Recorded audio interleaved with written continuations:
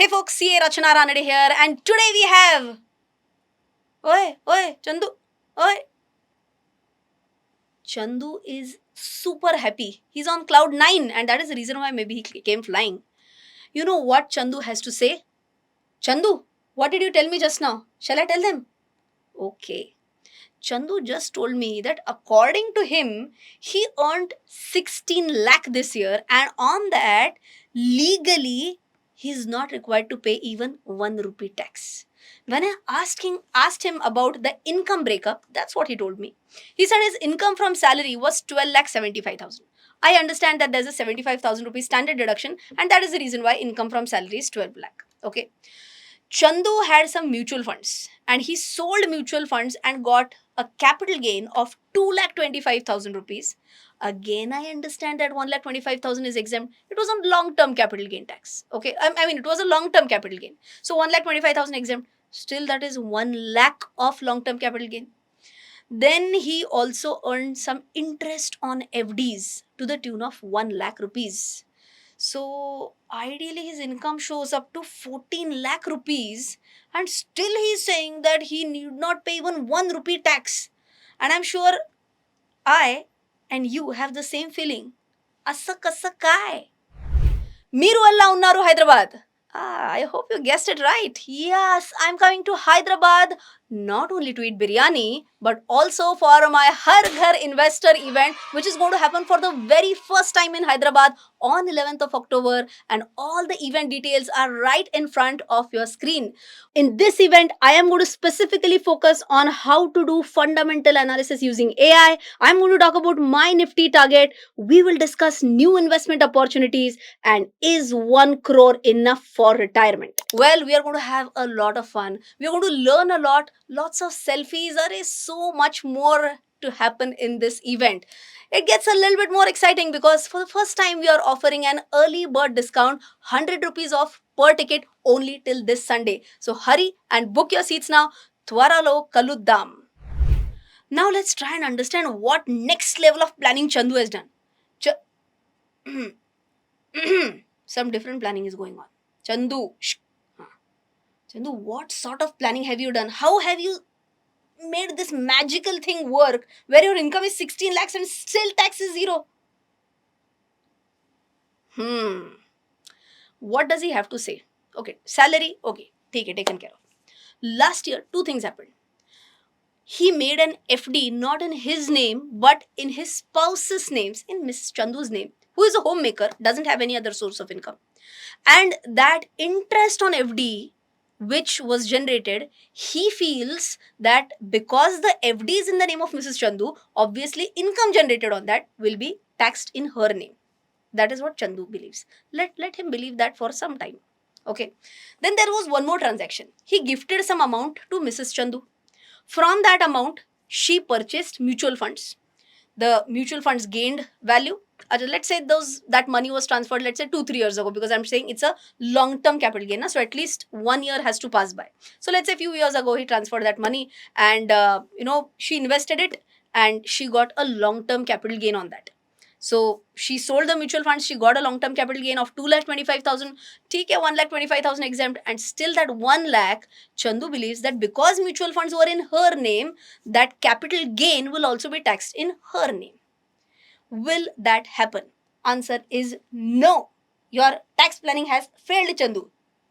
Why? There is a section 64 of Income Tax Act which is about clubbing of income. And this section says that if you transfer assets to your spouse, in our example, Chandu transferred 2 assets.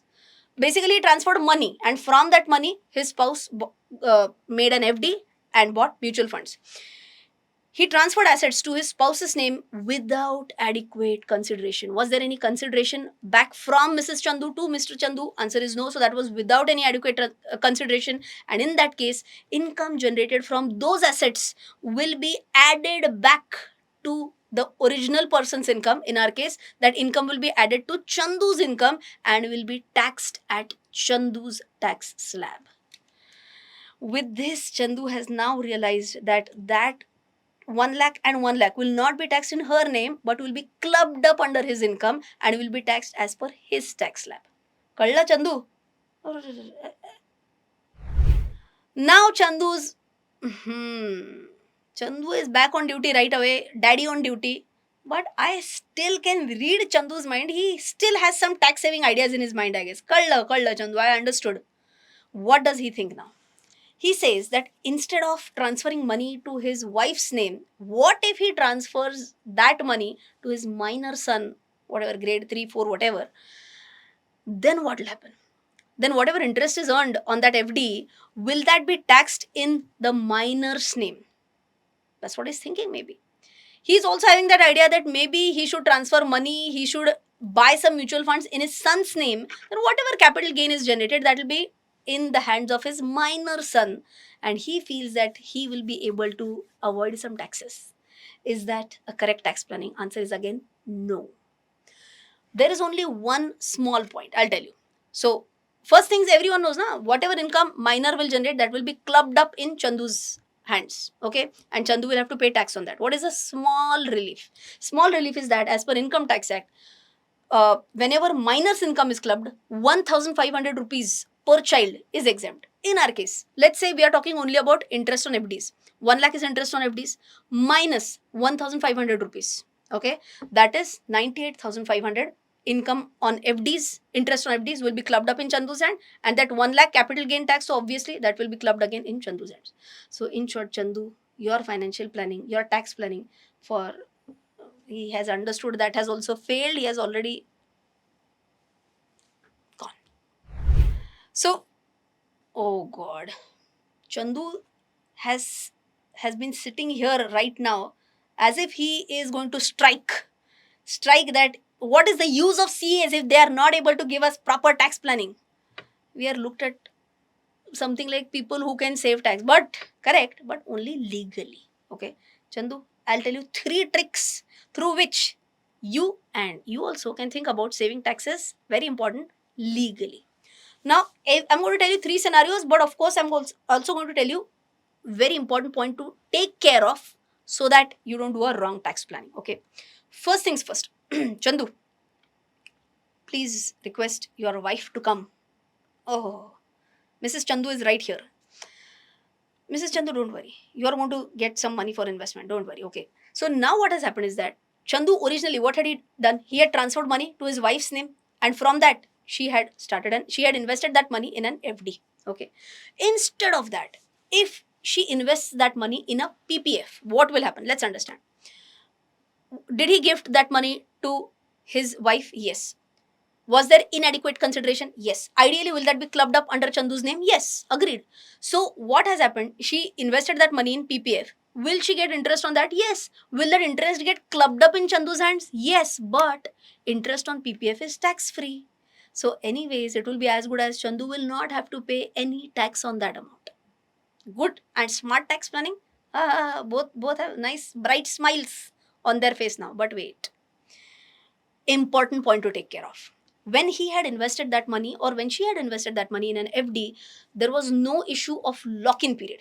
You can withdraw FD, you can money withdraw from FD at any point in time. But when it comes to PPF, the lock-in period is 15 years. So just ensure, Chandu, that whatever money you would not require for next 15 years, only such money is being put in PPF. And of course, you need some money for funding your long-term goals as well. So it can be a very good idea to do tax planning in this way. But only thing is that when she is investing, that needs to be invested in PPF. I hope point number 1 is clear. She is happy. She has gone for shopping, I guess, immediate. Right away she has gone there. Okay. Chandu, may I also request to call your elder son now? He is Chandu's elder son. And just, I think last month he turned 18 years of age. Okay. Now let's understand. Instead of doing that FD or mutual fund investment in his minor son's name, had he done that in his major son's name, what would have happened? The biggest part is that Section 64 clubbing applies only in case of minor children and in case of spouse. Does not apply if your child is 18 years or above.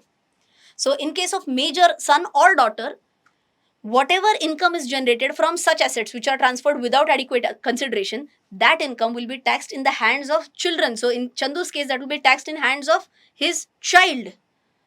Happy situation. So Chandu need not pay tax because his income in that case will be 12 lakh only, and that 1 lakh income on interest on FD and 1,25,000 or whatever, 1 lakh extra capital gain, that will be taxed in the hands of his son. And anyways, for his son, because there is no other income, that will go tax free.